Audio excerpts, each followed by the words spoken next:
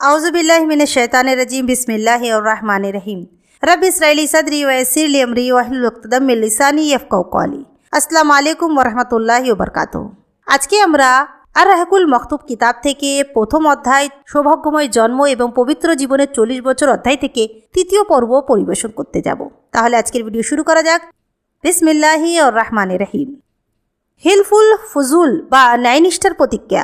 ফিজা যুদ্ধের নিষ্ঠুরতা ও ভয়াবহতা সুচিন্তাশীল ও সদিচ্ছাপরায়ণ আরববাসীগণকে দারুণভাবে বিচলিত করে তোলে। এ যুদ্ধে কত যে প্রাণহানি ঘটে, কত শিশু ইয়তীম হয়, কত নারী বিধবা হয় এবং কত সম্পদ বিনষ্ট হয় তার ইয়াত্তা করা যায় না। ভবিষ্যতে আরববাসীগণকে যাতে এরকম অর্থহীন যুদ্ধে লিপ্ত হয়ে ভয়াবহ ক্ষয়ক্ষতির শিকার হতে না হয়, সেই জন্য কুরাইশের বিশিষ্ট গোত্রপতিগণ আব্দুল বিন জুদান তাইমির গৃহে একত্রিত হয়ে আল্লাহর নামে একটি অঙ্গীকারনামা সম্পাদনা করেন।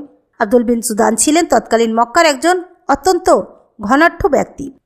অধিকিন্ত সততা, দানশীলতা ও অতিথি পরায়ণতার জন্য সমগ্র আরবভূমিতে তার বিশেষ প্রসিদ্ধি থাকার কারণে আরববাসীগণের উপর তার যথেষ্ট প্রভাবও ছিল। এই প্রেক্ষিতেই তার বাড়িতেই অঙ্গীকারনামা সম্পাদনের এই অনুষ্ঠানের ব্যবস্থা করা হয়। যে সকল গোত্র ও আলোচনা বৈঠকে অংশগ্রহণ করেন তার মধ্যে প্রধান গোত্রগুলো হচ্ছে বানু হাসিম, বানু মুত্তালিব, বানু আসাদ বিন আব্দুল উজ্জা, বানু জুহারা বিন কিলাব এবং বানু তামিম বিন মুররাহা। বৈঠক একত্রিত হয়ে সকলে যাবতীয় অন্যায়, অনাচার এবং অর্থহীন যুদ্ধ বিগ্রহের প্রতিকার সম্পর্কে আলাপ আলোচনা করেন। তখনকার সময়ে নিয়ম ছিল, গোত্রীয় কিংবা বংশীয় কোনো ব্যক্তি, আত্মীয় স্বজন অথবা সন্ধিসূত্রে আবদ্ধ কোনো ব্যক্তি শত অন্যায় অনাচার করলেও সংশ্লিষ্ট সকলকে তার সমর্থন করতেই হবে, তা সে যতই বড় বা বিভৎস অন্যায় হোক না কেন। এই পরামর্শ সভায় এটা স্বীকৃত হয় যে এই জাতীয় নীতি হচ্ছে ভয়ঙ্কর অন্যায়, অমানবিক ও অবমাননাকর। কাজে এই ধরনের জঘন্য নীতি আর কিছুতেই চলতে দেয়া যেতে পারে না। তারা প্রতিজ্ঞা করলেন, 1. দেশের অশান্তি দূর করার জন্য আমরা যথাসাধ্য চেষ্টা করব। 2. বিদেশি লোকজনের ধন, প্রাণ ও মান সম্ভাব্য রক্ষা করার জন্য আমরা যথাসাধ্য চেষ্টা করব। 3. দরিদ্র, দুর্বল ও অসহায় লোকদের সহায়তা দানে আমরা কখনোই কুণ্ঠাবোধ করব না। 4. অত্যাচারী ও অনাচারীর অন্যায় অত্যাচার থেকে দুর্বল দেশবাসীদের রক্ষা করতে প্রাণপণ চেষ্টা করব। এটা ছিল অন্যায় ও অনাচারের বিরুদ্ধে সত্য ও ন্যায় প্রতিষ্ঠার জন্য অঙ্গীকারনামা। এই জন্যে এই অঙ্গীকার নামক ভিত্তিক সেবা সংঘের নাম দেওয়া হয়েছিল হিলফুল ফুজুল বা হালফুল ফুজুল। একদা এই প্রসঙ্গের উল্লেখকালে তিনি দীপ্তকণ্ঠে বলেছিলেন, আজও যদি কোনো উৎপীড়িত ব্যক্তি বলে, হে ফুজুল অঙ্গীকারনামার ব্যক্তিবৃন্দ, আমি নিশ্চয়ই তা সে আহ্বানে সাড়া দিব।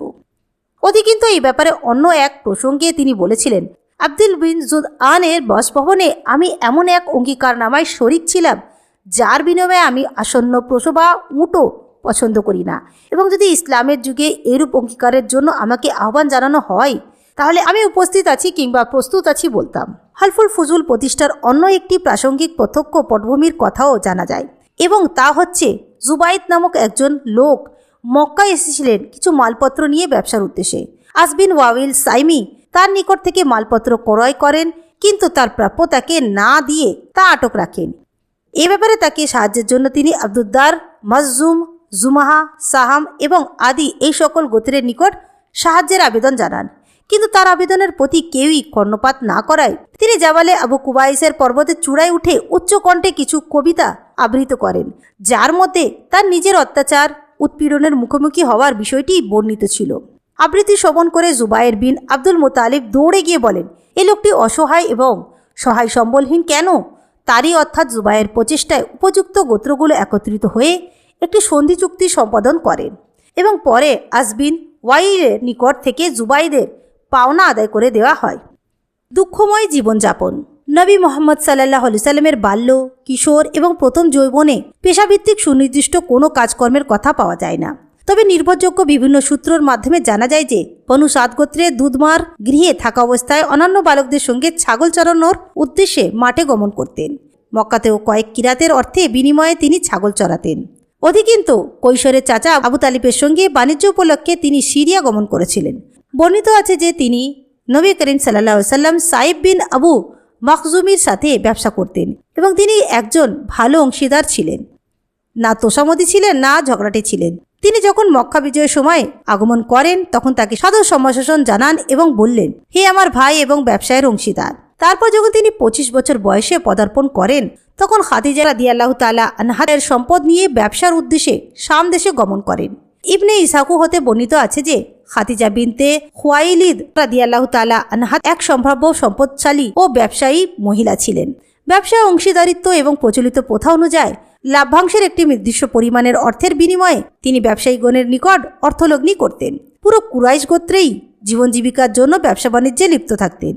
যখন বিবি খাদিজা রাদিয়াল্লাহু তাআলা আনহা রাসূলুল্লাহ সাল্লাল্লাহু আলাইহি সাল্লামের সত্যবাদিতা, উত্তম চরিত্র, সদাচার এবং আমানত হেফাজতের নিশ্চয়তা সম্পর্কে অবগত হলেন তখন তিনি মুহাম্মদ সাল্লাল্লাহু আলাইহি সাল্লামের নিকট এক প্রস্তাব পেশ করলেন যে তিনি তার অর্থ নিয়ে ব্যবসার উদ্দেশ্যে তার দাস মাইসারাহের সঙ্গে শাম দেশ গমন করতে পারেন। তিনি স্বীকৃতিও প্রদান করেন যে অন্যান্য ব্যবসায়ীগণকে যে হারে লাভ্যাংশ বা মুনাফা প্রদান করা হয় তাকে তার চেয়ে অধিক মাত্রায় মুনাফা প্রদান করা হবে।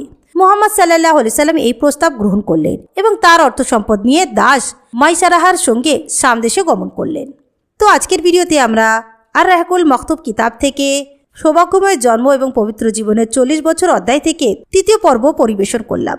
ইনশাআল্লাহ নেক্সট ভিডিওতে এই অধ্যায়টিকে কন্টিনিউ করব। ইনশাআল্লাহ নেক্সট ভিডিওতে আপনাদের সঙ্গে আবার দেখা হবে। আসসালামু আলাইকুম ওয়া রাহমাতুল্লাহি ওয়া বারাকাতুহু।